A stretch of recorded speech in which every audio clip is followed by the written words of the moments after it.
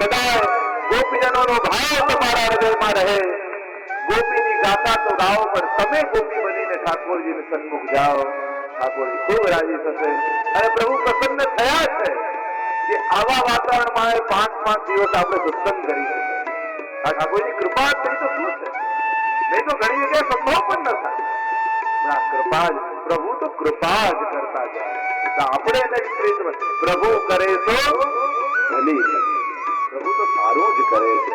જીવ આપણે જીવ બુદ્ધિથી વિચારીએ એટલે આપણને એમ લાગે, બાકી તો પ્રભુ તો કૃપા જ છે.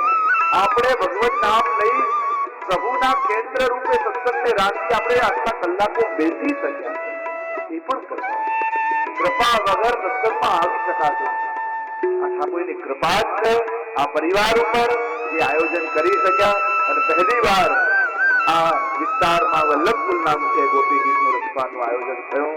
આટલી મોટી સંખ્યામાં આપ લોકો આવ્યા તો ભવિષ્યમાં મને લાગે છે કે જો હવે આયોજન થશે તો કદાચ આના કરતા ડબલ વૈષ્ણવ માટેનું મેદાન રાખવું પડશે.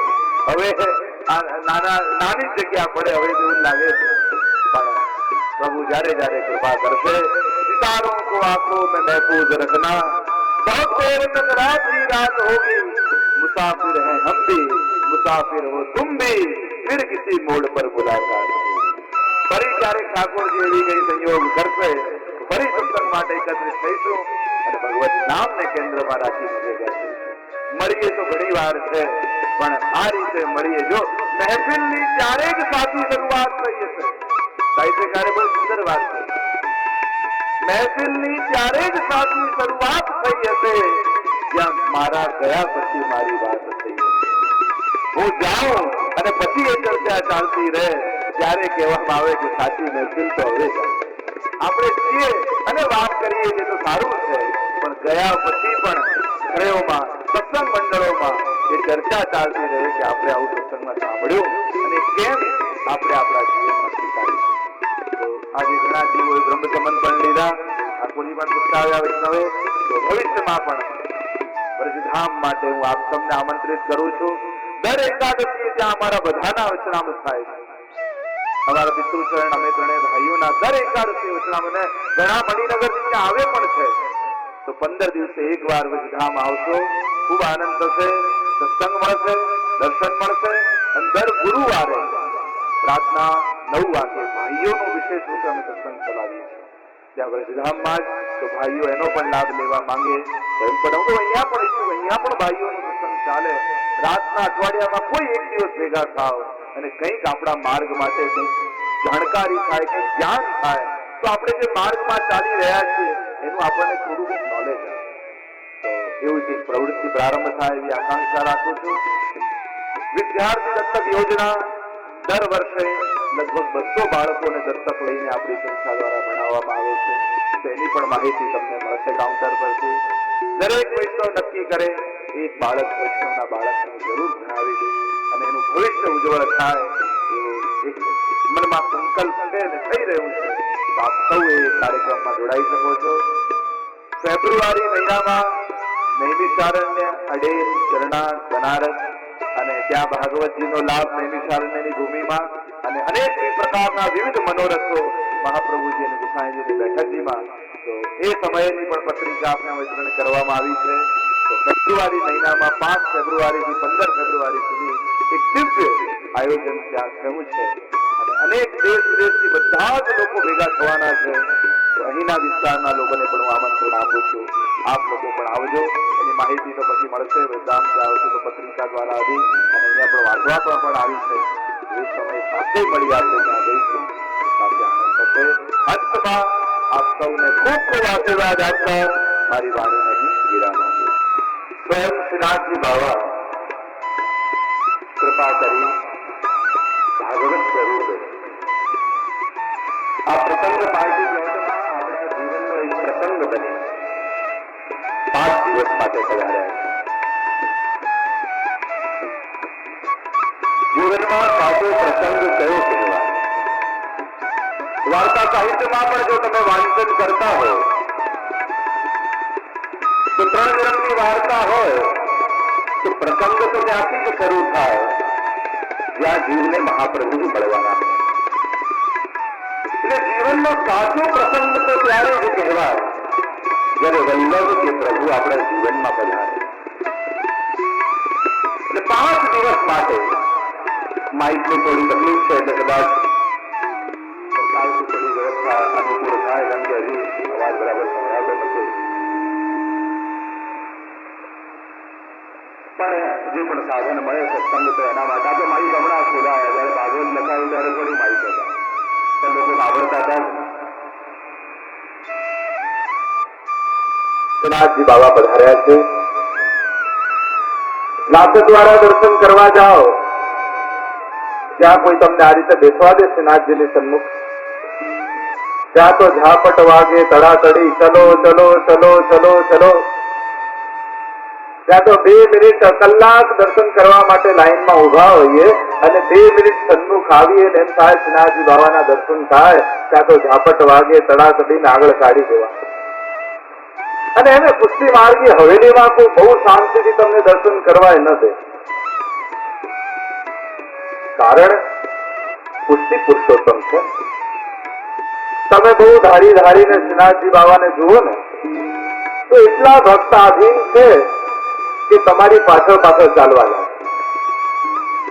અને તમારી પાછળ પાછળ ચાલવા લાગે તો આટલા હજારો લોકો કરવા આવ્યા હોય એ બધા દર્શનથી વંચિત રહી જાય. એટલે પુષ્ટિ માર્ગી હવેલીમાં કોઈ શાંતિથી તમને દર્શન કરવા જ નથી. તમને નજરથી નજર મેળવા જ નથી. કારણ કે તો શ્યામ લગ્યો સંગ ડોલે રે માઈ, શ્યામ લગ્યો સંગ ડોલે. તમારી પાછળ પાછળ ચાલવા લાગે શ્રીનાથજી. તો એ શ્રીનાથજી બાબા અને આ શ્રીનાથજી બાબા બંનેમાં તત્વતઃ કોઈ ભેદ નથી. કેવલ ભેદ એટલો કે ત્યાં રહેલા શ્રીનાથજી બાબાને નેત્ર દ્વારા હૃદયમાં ઉતારવાના અને અહીં રહેલા શ્રીનાથજી બાબાને કર્ણ દ્વારા હૃદયમાં બિરાજવાના. જો ભગવાને બધી ઇન્દ્રિયો આપણને આપી અને બધાના કંટ્રોલ પણ આપ્યા. તમે ન જોવાનું ચાહો તો આંખો બંધ કરી લો, સ્વાદ લેવા ન ચાહો તો જીભ બંધ કરી લો. બધા ઇન્દ્રિયોના કંટ્રોલ આપ્યા પણ કાનનો કંટ્રોલ પોતાની પાસે રાખો. કાન પોતાની રીતે બંધ ન કરી શકો, આંગળીથી થાય પણ પોતાની રીતે બીજી ઇન્દ્રિયો બંધ થાય એ રીતે કાન ન થાય. અને પ્રભુએ વિચાર કર્યો કે જો એમ મારી દર્શન કરવા નહીં આવે, મારી સન્મુખ નહીં થાય, પણ કથા દ્વારા હું એના કાન દ્વારા હૃદયમાં પ્રવેશી છું. તો ભગવાને કાન પોતાની પાસે રાખ્યા. હમણાં જ અધિક મહિનો પૂર્ણ થયો અને આખા મહિના દરમિયાન વિવિધ ઉત્સવો, મનોરથો આપણે સૌએ આનંદ લીધા. જ્યાં જેને અનુકૂળ આવે હવેલીમાં, ઘરમાં, જ્યાં જ્યાં પ્રભુને લાલ લડાવવાના અવસર મળ્યા, બધાએ આપણે એ અધિક મહિનાના જ આવેશમાં હજી 16 તારીખે તો પૂરો થયો, 15-16 તારીખે અને 20 તારીખે પાછી ફલરૂપે આ ગોપી ગીતની કથા આપણને મળી. તો હજી અધિક માસનો આવેશ ગયો નથી. અને અધિક માસ એટલે ભગવાનનો સમય, પ્રભુનો સમય. જો એમને દર્શન કરવા આપણે ન જતા હોઈએ પણ આપણને થાય કે અધિક મહિનો છે, ઠાકોરજીના મનોરથ છે, હા તો દર્શન કરવા જવું એમ નિત્ય ભલે ન જતા હોય પણ આપણે ત્યાં જયારે સાંભળીએ કે આ મનોરથ છે ત્યારે અચૂક જઈએ. કારણ મનોરથમાં ઠાકોરજી એ મનોરથના આવેશમાં બિરાજતા હોય. લૌકિક ભાષામાં કહું તો મૂળમાં બિરાજતા હોય. એટલે કોઈ વ્યક્તિને આપવાની ઈચ્છા ના હોય કે આ અધિકારી નથી, આને આપવો જ નથી, પણ બહુ મૂળમાં માણસ હોય ને એની પાસે જઈને માંગો તો ન આપવાની ઈચ્છા હોય તો આપી દે. તેમ અધિક મહિનામાં આખો મહિનો ઠાકોરજી મૂળમાં બિરાજે, મનોરથમાં ઠાકોરજી મૂળમાં બિરાજે. અને આપવાની ઈચ્છા ન હોય, અનધિકારી લાગે, છતાંય મૂળમાં બિરાજતા ઠાકોરજી જીવને આપી છે. તો હમણાં 5 દિવસ આ ભાગવત ભગવાન રૂપ ઠાકોરજી પણ મૂળમાં બિરાજવાના છે. જે કોઈ પણ આકાંક્ષા સાથે, જે કોઈ પણ ઈચ્છા સાથે જીવ ભાગવતજીની સન્મુખ થશે તેની સગળા મનોરથો શ્રીનાથજી બાબા પૂર્ણ કરી દે. આ તો કલ્પ વૃક્ષ છે.